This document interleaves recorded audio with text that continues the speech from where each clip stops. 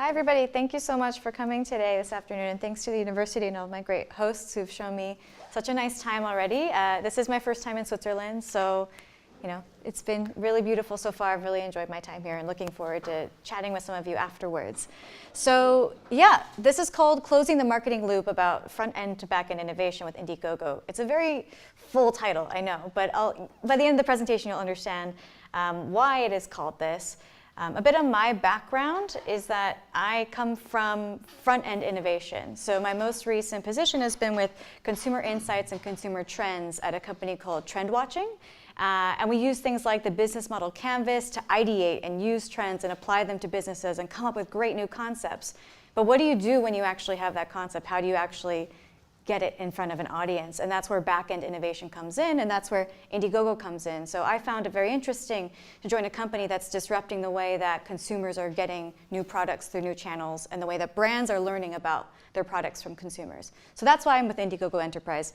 And like Xavier said, I am a client service director, so I actually work with large organizations like P&G and Bose and Lego and some CPG companies, food companies, to help them use crowdfunding to better understand their consumers and their market as a consumer insights tool. So it's a little bit different from the traditional crowdfunding, so I'll speak to that a little bit. But first of all, who is, just if you can raise your hands, who's familiar with crowdfunding in the room? Okay, as expected.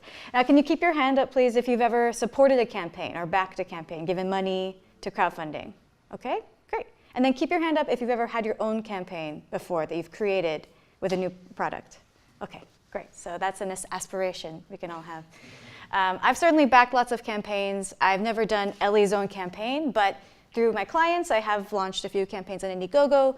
Most recently, Lego Forma, which is live right now. And then last week, Gillette has a new heated razor. So, it is, I can say through experience, it's intense and rewarding. So just to outline today of what we'll be covering, I'll tell you a little bit about the origins of crowdfunding, where did this all come from, this crazy world, the opportunity in crowdfunding, what's in it for you, what's the white space in crowdfunding, USPs of Indiegogo, so what makes Indiegogo unique. Of course, there's a lot of platforms out there, I recognize that. The benefits of crowdfunding, so what really can you gain from this as a business of all sizes, and then two deep dives, one on the customer discovery and market validation piece of crowdfunding, and then what probably many of you are curious about, what makes a successful campaign a successful campaign. So quickly on Indiegogo, this is our mission as a company. We empower people to unite around ideas that matter to them and together make those ideas come to life. So we're really about curious consumers, curious makers, and making the world a little bit smaller through these products and services. And actually, I have a video here from one of the founders of Indiegogo, Slava Rubin, explaining this himself in our story. I'm Slava Rubin, and I'm with Indiegogo. Crowdfunding is a flavor of crowdsourcing. So you can crowdsource anything. You can crowdsource ideas, you could crowdsource pictures, you can crowdsource light. Whatever it is that you're trying to get little bits of to make one big thing happen. So crowdfunding is the crowdsourcing of funds. The Statue of Liberty was actually crowdfunded. Joseph Pulitzer, who owned the New World, used the newspaper as his technology to send out to his local distribution network, his readers, to say, hey, we need to raise $100,000 to be able to fund the base for the Statue of Liberty.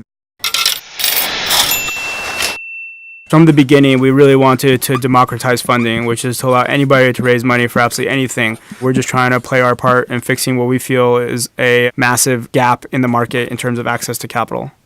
Other players, whether it be VCs, banks, government institutions, or others, they have their application process. They are gatekeepers. Based on their criteria, they are deciding if you deserve money.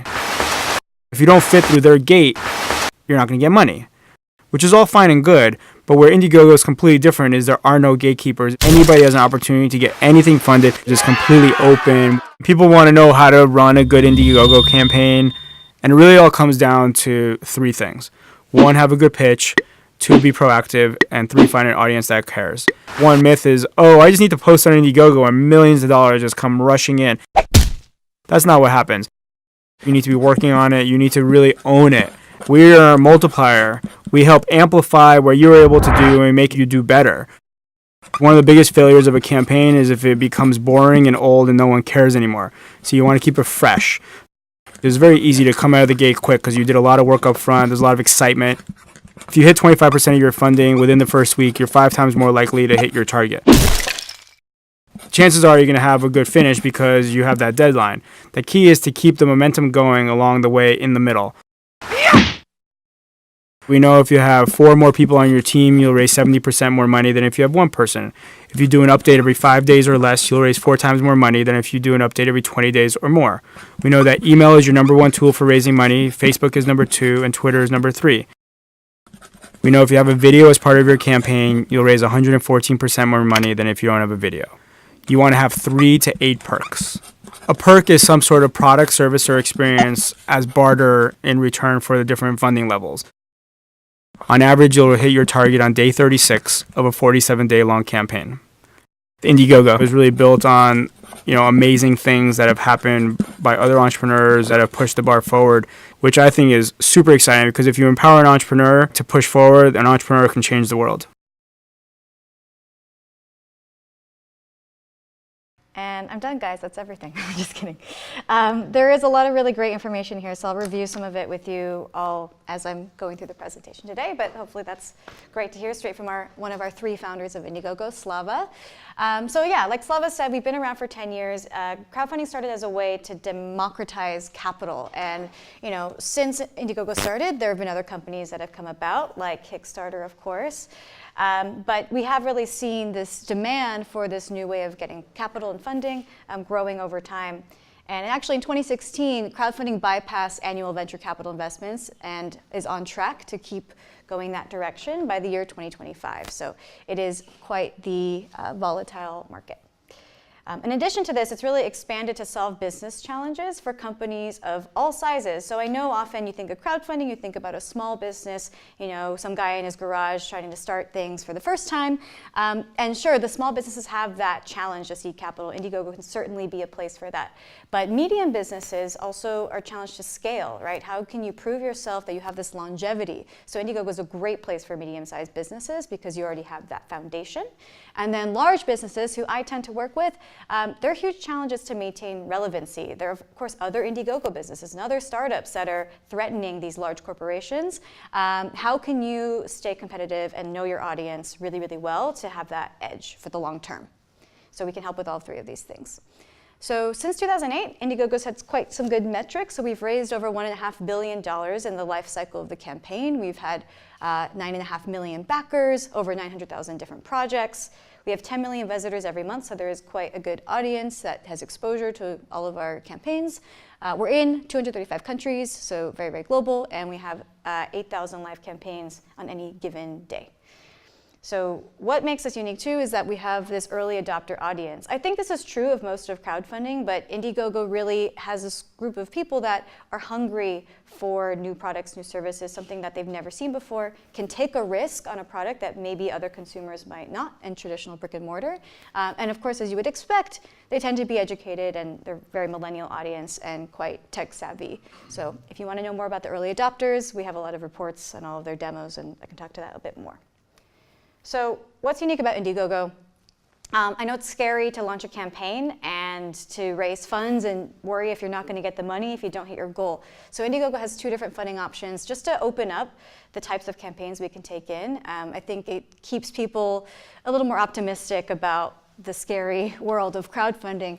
So you have your flexible funding where regardless of whether or not your goal is met, you can opt in, and even if you only hit, let's say, 70%, you still get your money. It's okay. If you're not 100%, it's not a problem. And then we also have a fixed funding option. So you have to decide at the beginning of your campaign. But fixed is your traditional idea that if you don't get to the very 100%, all the money goes back to the backers. So there's a bit more risk, a bit more of that time element to play and urgency into your story. The take rate is a little bit different, of course. There's an incentive here for doing fixed versus flexible, but we do want to have that option for all of the entrepreneurs. And it can actually help in both directions. So this is a flexible funding option example. So this campaign chose to say, even if we don't hit our goal, let's give it a try and see how much we can raise. So were called Toothbrush by default. That's how they looked at the beginning up there. I actually know these guys. I used to be in the same co-working space as them in New York in a WeWork. So their goal was to raise $60,000, but they only raised $11K, which isn't a ton of money. But since then, they were still able to make use of that money. They've gone on to be in households across the US. They're called Quip. They have this really sleek design. Here's an article from Men's Health about how it's the best electronic toothbrush out there. So they definitely have had a really great success story since their humble origins. Fixed funding benefited these guys. They're from Berkeley. They're called Accent Wear Cat Ear Headphones. It's two young ladies. Their goal was pretty modest in the hardware space for a product like this. It was $250,000, and they actually smashed it many times over, and they raised almost $3.5 million. And these were sold in Brookstone, which is an American tech retailer which recently went bankrupt, but they were sold in hardware brick and mortar stores around the country. Ariana Grande did a sponsorship with this product because they're adorable and stylish and functional. So that's definitely another fixed funding success story. And we are a global platform, so like I said, we're in over 300 countries, and this is actually, I think, the highest raising campaign from Switzerland that I've been able to find. So they're from Bar, sorry if I said that wrong. They're called BMOs, and they are a smart e-bike. So they have actually raised practically $1.5 million on Indiegogo with over 1,000 different backers. Smart bike, they have an app. So certainly a lot of action coming out of Switzerland on Indiegogo too. But not to be overshadowed, I will say that our largest global platform success ever, and actually the largest success in Indiegogo history, this record was broken last week, comes from Copenhagen, and this is MateX. It's the lightest, most affordable, fully loaded e-bike. So this is a brother-sister duo. This is their second campaign on Indiegogo, and 12.7 million is incredible. We've never seen that kind of funds raised over the month period. So, we are really happy to brag about this campaign. So more bicycle innovation to come. Maybe their next competitor will raise even more money. The last thing that I think really, I'm being very honest about this, is really unique to Indiegogo is that we have real people on the other end of the phone. If you're a campaigner, and specifically a high impact campaigner, so someone like MateX who's raising, or even the other company raising $1 million plus, we do have dedicated people to help you along your journey, advise, give you some marketing promotions. They can even give you support on what your goals should be and troubleshooting and IT. So we really want to see our campaigners succeed, so we make sure that you have a real person looking out for you over the course of your journey. So what are the benefits of crowdfunding? Well, the obvious ones, fundraising, right? Everyone's it's in the name, right? You have to be silly to not know that. But of course, there's also branding and awareness. So getting your message out there, saying you're a transparent company, what is your story about? Market entry, reaching new markets, new global economies that maybe you wouldn't have access to, and then customer discovery and market validation. So I'll go through the first three, and then we'll be doing a deep dive on the last one, as promised. So fundraising is naturally for startups who need funds, and you want to let your customers pay for the manufacturing and production. This might seem obvious, but there really is this true barrier. Sometimes products don't have the desire for anyone else to fund them, so they come to Indiegogo. This was the true story of Lorenzo. He wanted to make a gun called Bug Assault that kills flies because it shoots salt out of it. Investors were saying, this is ridiculous. We're not going to give you any money for this stupid idea. So he said, okay, I'm going to do it myself. And he launched it on Indiegogo. And he raised nearly $600,000 because, yeah, it's a great idea. It's simple. What's his gun? Yes. And over 10,000 people actually supported this. Yeah. So, he had a great video, a compelling story. People like the entrepreneur and the, underdog. So there you go Lorenzo. Branding and awareness, of course, generate interest and awareness. You have a huge audience. You should take advantage of it and have a good story in front of this audience. So this is a company called Crazy Baby.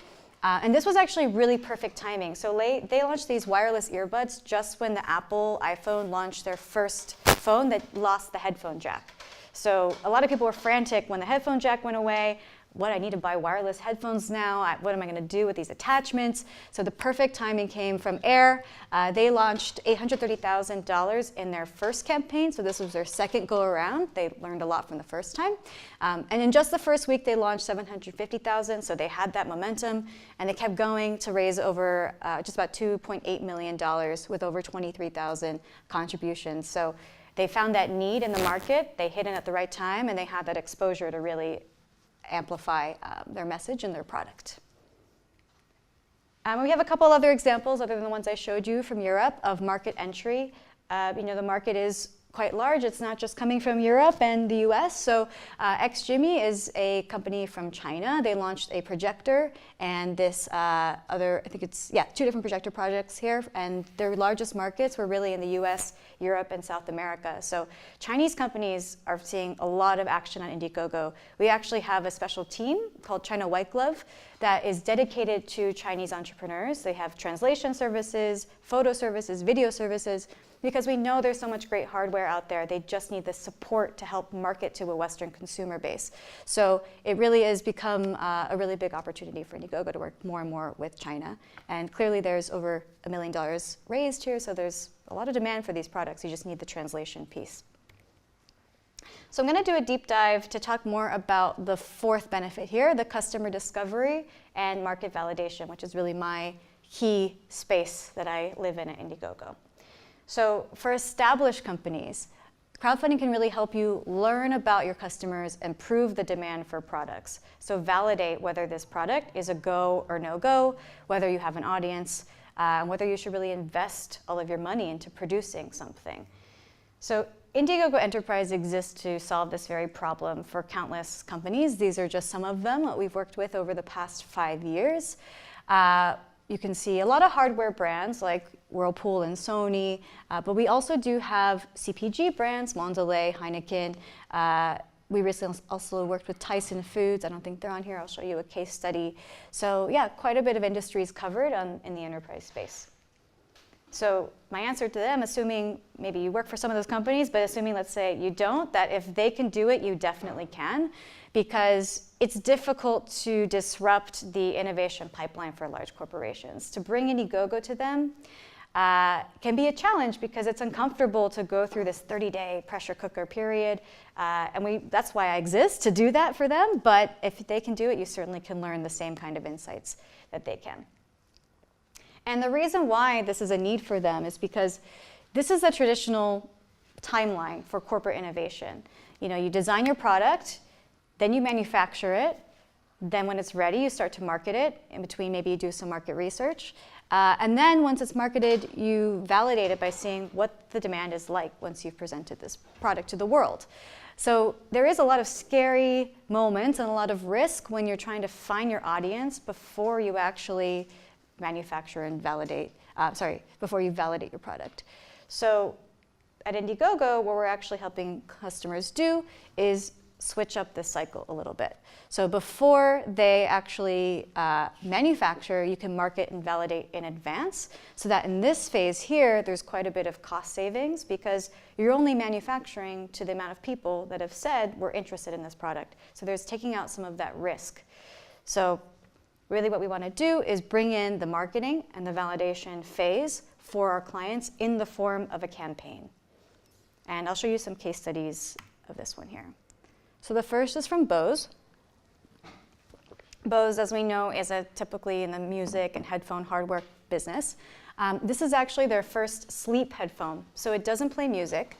It plays as noise-canceling ambient sounds, like maybe waves or white noise, whatever is needed to cancel out your surroundings. So their use case in the video is about your snoring partner, of course, right? Maybe that's keeping you up at night, maybe the people downstairs or this music on the street. So this is a comfortable silicone headphone that fits in your ear. So if you're sleeping on a pillow, doesn't hurt, and you can still hear perfectly fine. So they wanted to see, is there an audience for this? It's really new for us. Do we want to invest millions of dollars into this product?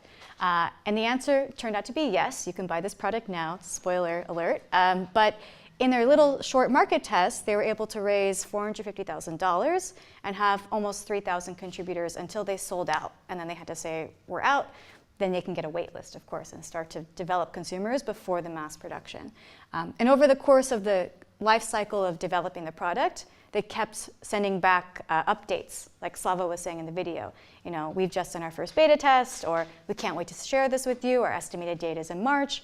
Those kinds of messages that involve the consumer, especially for the Indiegogo audience, go a really long way, because that builds that trust with the brand, and you feel like you're actually a contributor to this large company. So it does build a new kind of relationship. Another example is from GE. So this is a funny product that I think I was very surprised at how well this did, but you know, everybody's tastes are different. So this is the nugget ice maker. If you're familiar with going to a restaurant, you know, you put in your glass to get some ice from the machine, and often it's this perfect kind of shaved, rough around the edges ice that they found wasn't available in home environments in the kitchen. So most refrigerators don't have this kind of ice that comes out. So they thought, let's replicate what the bar can do, or what the rest stop or what the restaurant can do, and let's make this an in-home product. So Indiegogo people, they love their gadgets, they love their bars and their home bars. So this product did really, really well. It raised $2.7 million. It had almost 6,500 contributors. And so just on the launch day, there were 1,000 people that ran to get this product. And it actually took them, it's not on the page, but it took them about 2 years to create this. So you would say people are going to get impatient, they're going to get angry, it's so long, they've put in this money. But again, GE did a really good job of being honest. Like, this is a prototype. We're not ready. We want to learn from you. We want to keep using your feedback to develop this product. You know, it takes us a while to make a product. We're GE. It's not going to happen overnight. It's going to be good. And they retain that audience over time and eventually ship the product. So I really got them a ton of visibility as a brand. And yeah, now it's in mass production. This is our client from GE. He's the head of R&D. Most of my clients are in the R&D department, R&D space. And he was saying total time from concept to production, 4 months. So the very first one was 4 months. If it flops, no worries. Upfront costs were 20 times less than a traditional product rollout, which can cost tens of millions of dollars. So if we're going to fail, we want to fail fast. So to them, Indiegogo really allowed them this experimentation space, a bit of a safe space, to see how people react. And it takes out a lot of the risk for them in the traditional channels that they would usually have access to. Another classic, big American corporation, P&G. So P&G launched a hardware product, which is different for them. This is a in-house scent dispersal ambient machine. You can control it from your app. So it's just a nice in-home kind of air innovation, which is new for them. So for real-time and real-world validation, they put this on Indiegogo. They only sold 50 products, so super, super tight, very, very small test, just to see how quickly can we move this product out as a little mini test for the large-scale launch. In under 2 hours, they were sold out, and they had that 11,000 person wait list. So yes, you should have an email CRM base when you want to launch an Indiegogo, but a little bit goes a long way, and if you promote the product enough in advance, then you can actually build this longer-term audience that you can then message once the full launch has happened. And they're yours to communicate with in the future. And this is our client, Wendy, from P&G. She's saying that in the end, we want to make sure we are developing a solution that consumers want. Not something they just say that they want, but they really want. And that's where Indiegogo came into play. It was an opportunity to learn whether or not someone would pay for the solution. And I really think this is true of all crowdfunding. It's not just Indiegogo, but when people purchase a perk or when they contribute to a campaign, it's very different from when somebody is in a focus group and says, yeah, I would buy that, you know, or I think it's a good idea, or I hate it. You know, it's something about putting your dollars forth and that transaction that is a much stronger indicator of demand. So that's another reason why even if you sell 50, that's really saying a lot about the product, maybe many times more than 100 people or 50 people saying, yeah, I would buy that. You know, do they actually pay $100 for your product?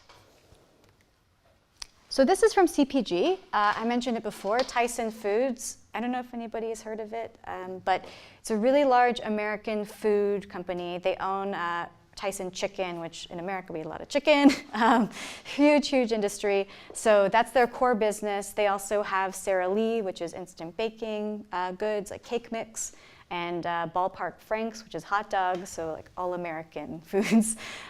So Tyson, has been around a long time, is not the most sustainable business over history, so they actually launched a new innovation lab, like a lot of companies I'm sure across Switzerland are doing too. And this is the very first project that the innovation lab put forth, and it's called Yappa. It's a brand new product, part of their no waste initiative. So Yappa is actually created from carrot tops, celery ends, beer husks, like from making beer, the extra, I can't think of the word right now, yeast, and of course chicken and chicken stock and chicken bones. So they made this kind of airy, crispy chip. It's actually pretty good. They have 4 different flavors, like I think it was mojito and chicken spices and Thai, etc. And they worked with a chef to make this really delicious. And they're on this mission to rethink snacks for good. So the price point is pretty low. It's just a snack. You could buy them in a 4-pack. You could buy them in a 20-pack. We had some options. But this is really an opportunity for them to get this new message out about no waste and to show that they want to really connect one-to-one with the backer community. And there is a bit of vulnerability that comes into this because when you post a campaign at Indiegogo, if somebody backs you, they can comment. And we really tell our clients you have to reply to comments within 24 hours or less because it is an opportunity to talk directly to your consumer. So they are putting themselves out there as a corporation. So it is very important to say, why Indiegogo? Why do you want to use crowdfunding? There's lots of other entrepreneurs on Indiegogo. It is a bit controversial sometimes to have these corporations on here. So we make this essential for all of our clients. They're saying that they want to help fight food waste with a chef-developed crisp and rescued ingredients that they think are groundbreaking. So they want passionate and like-minded groundbreakers like you to get on board. It's a pretty strong marketing story too. So it is really this platform that they can learn from and market to and gain a new audience. So I really love this example. And these are actually images taken straight from their campaign page. This is the chef who developed the snack, and this is my main client, Rizal.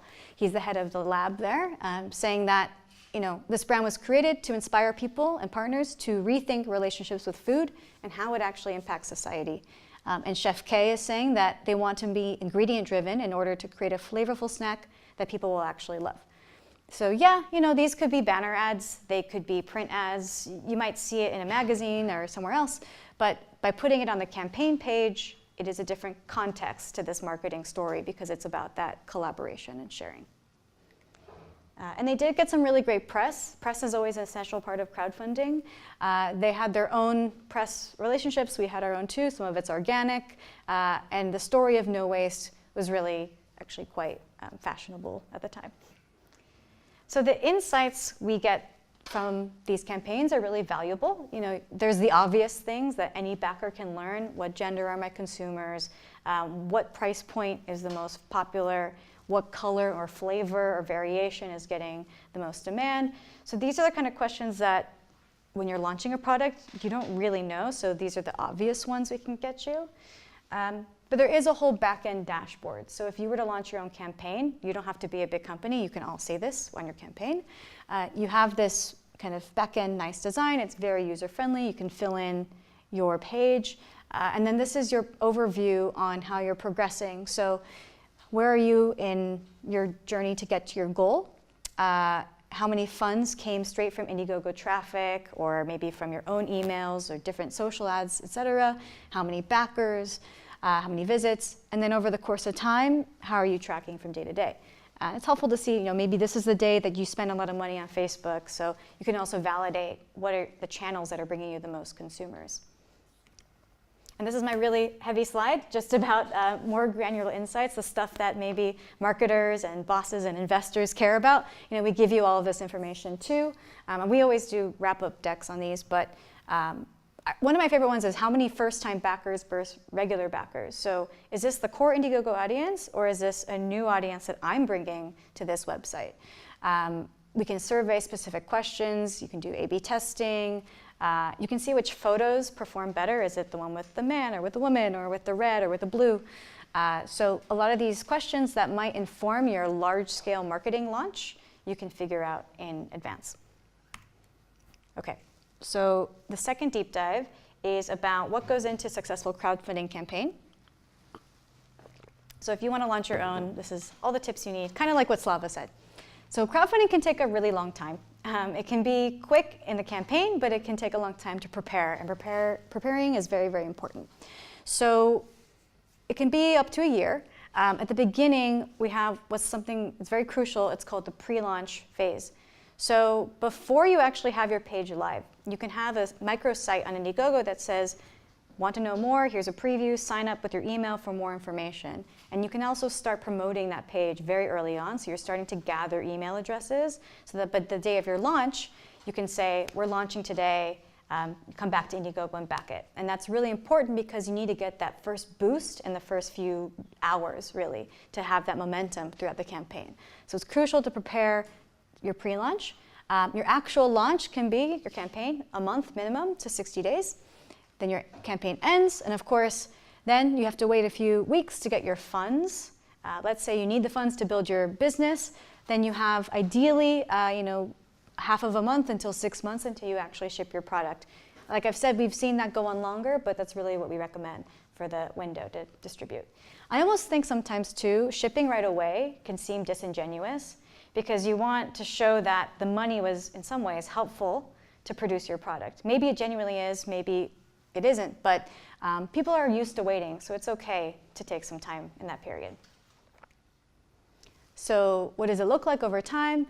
This is what the pre-launch page looked like for Yappa. So you can see it says the name of the product, it even shows the product, and it says be the very first to try Yappa, sign up here. And then on launch day, we had the page live here where you could actually back it, of course. And then afterwards, in this case, you're looking at the insights phase and learning about your sources and your product.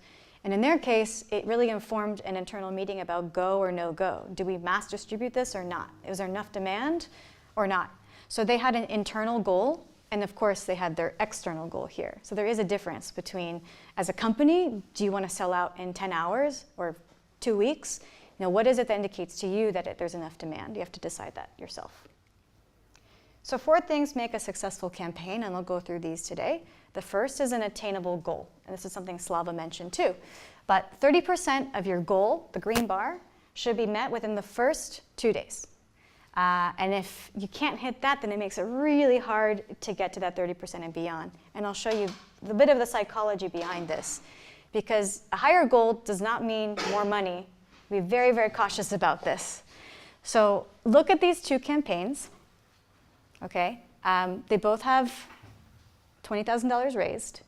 Which one do you think you're more likely to back? The one on the left or the one on the right? Left? Yeah, of course. Yeah, so there is something to be said about the green bar effect. This looks kind of turquoise, but it's green. We say, nobody wants to be the first person on the dance floor at the party. It's a little bit lonely out there. So people want to see that there's some validation from the crowd, that there's some demand there. So we really think it's important to engineer your goal so that the 30% is realistic for you in the first 2 days. So think about that, and then from that, back out and create your whole goal.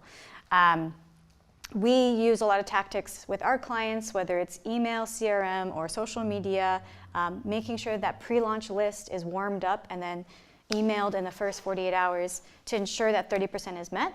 And from there, you can rely a little bit more on the organic stuff, the Indiegogo audience and the promotions, et cetera. None of that promotion will come to, if it comes to you at all, it won't happen until you hit 30% and you start to have some momentum. So there is something called go-go factor that you want to aspire towards, and this guy's not really on the right track to get there right now. So next is a compelling pitch. What's your story? So like Slava was saying, if you have a video, you're 115% more likely to raise your funds.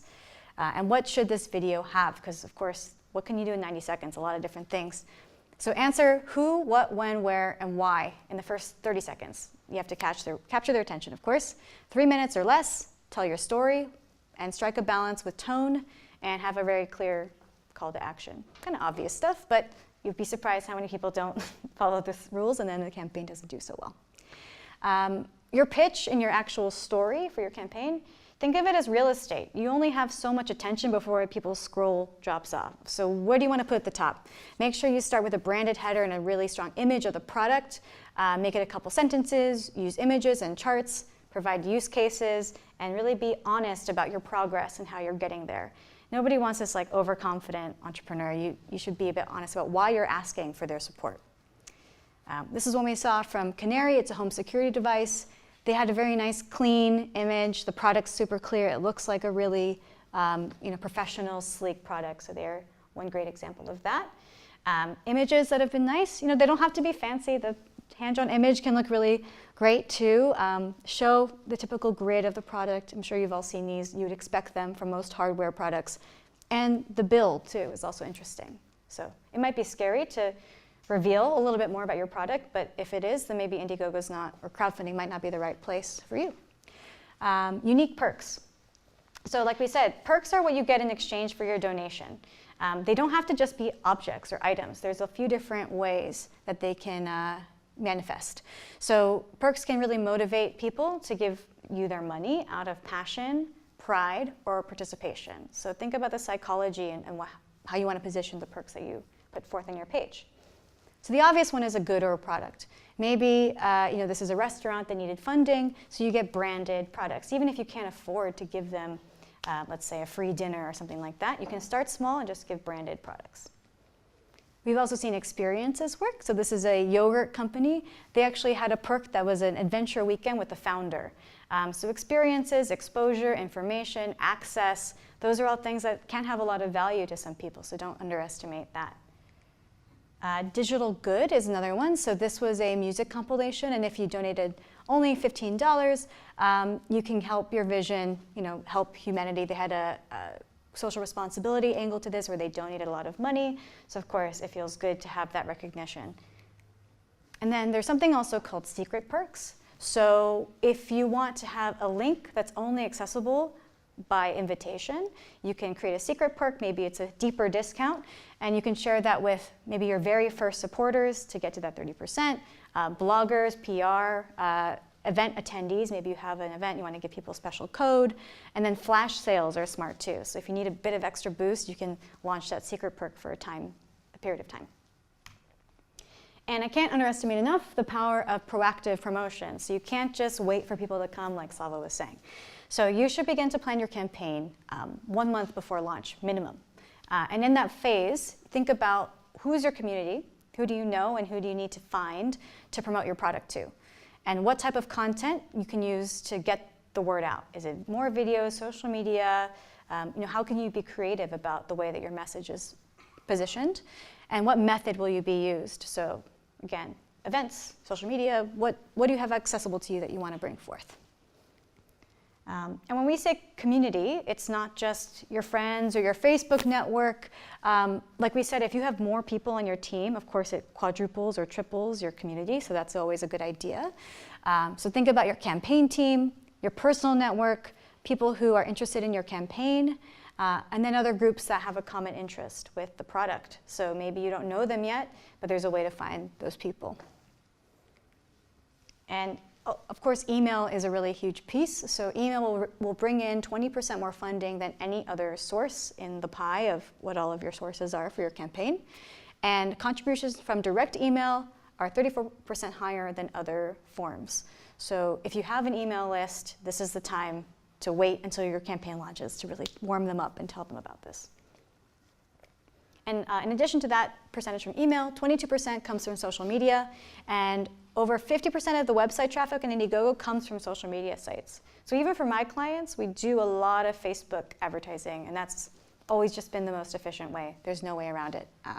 And of course, we learn about the backers quite a bit from Facebook too. So that's everything. I know I packed in a lot, so you can have the presentation afterwards if you want to review it on your own time. But if you want to remember 4 things from today on what crowdfunding can do for you, it can validate and market before manufacturing. So it saves that money and saves that time to learn about your consumers. you can develop a captive audience. So through that transparency, through a really strong message, you have this group of people willing to engage with you, willing to help you in your journey.